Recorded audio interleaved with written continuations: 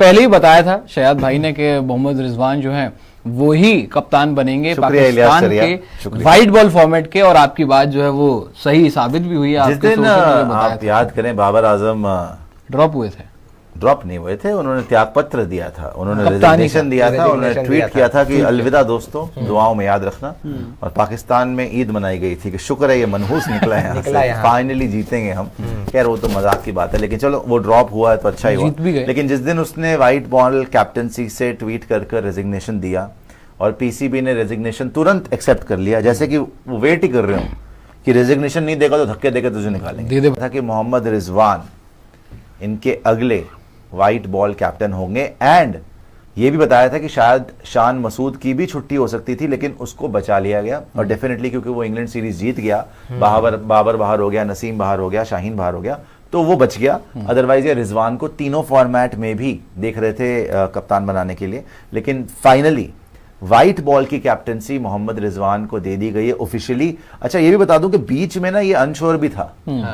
हमने काफी बार जब अपने सोर्सेस से पता करा, क्योंकि शुरू में तो शोर शॉट था, मना भी कर रहे थे ये लोग, शोर शॉट था कि रिजवान ही बनेगा और कोई बन ही नहीं सकता था। जब बाबर ने स्टेप डाउन कर दिया था, शान मसूद की ऐसी की तैसी हो गई थी। बांग्लादेश से 2 टेस्ट सीरीज मतलब 2 मैच हारने के बाद जब वो व्हाइट वॉश हो गए थे पहली बार, तो बहुत बातें हो रही थी कि मोहसिन नकवी को निकालो, बाबर आजम को निकालो, शान मसूद को निकालो, सबको निकालो।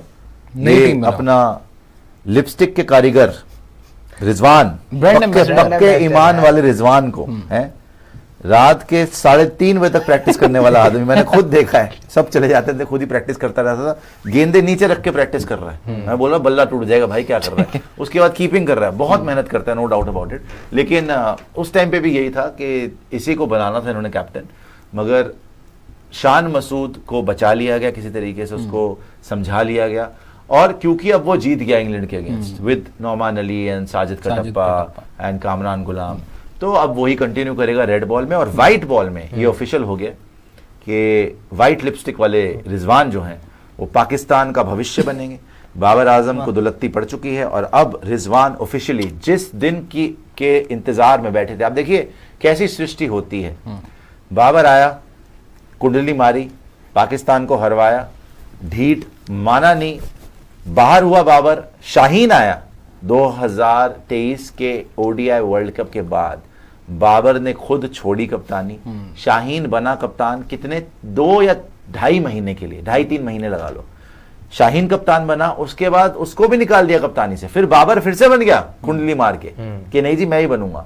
अच्छा दोबारा बना, उससे पहली बार से भी बुरा हशर किया उसका, मतलब उसने हशर कर दिया पाकिस्तान क्रिकेट का और बर्बाद हो गया, खुद के भी हाल खराब हो गया, बैटिंग ही नहीं हुई। सही बात। उसके बाद खुद छोड़ना पड़ गया उसको, बांग्लादेश टेस्ट सीरीज के बाद हारने के बाद उसने खुद ही छोड़ दी कप्तानी, है ना, उसने रिजाइन कर दिया, उसको टीम से भी निकाल दिया। और अल्टीमेटली अब Babar to Shaheen, now Shaheen to Babar and finally Babar to Rizwan. तो रिजवान पीछे सुमड़ी में गुमड़ी सबसे चालू बन के ना अल्टीमेटली इसने हासिल कर लिया जो सब पाकिस्तान में चाहते हैं, कप्तानी। और वेट कर रहा था अपने टाइम के, क्योंकि देखो शाहीन भी पहले कितना बोलता था कि यार सोचना भी मना है, बाबर आजम हमारा कप्तान है। जैसी कप्तानी मिली, आने दे, बाबर आजम को वापस मिली, अरे तू इधर आने दे।